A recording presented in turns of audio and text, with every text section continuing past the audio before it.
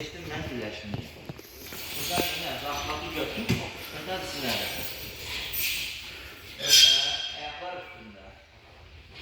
Yine bak boştu bir sene. Sıktım. Bir zahmet çektim abla. Reçti. Aydındır. Rahmatımda eder.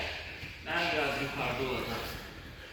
Biraz aşağıda olacak. Bu nafret gitmeyecek. Gitmeyecek. Seçti. Bakalım tarafına.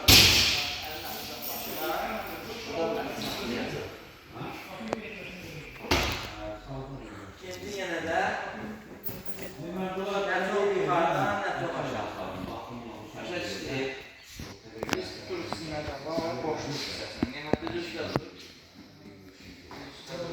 Hadi kaldı.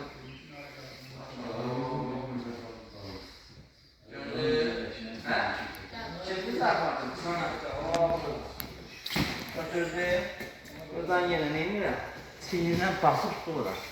Buranın yanına oturmayın. Buradan çiğninden sonra. Hop.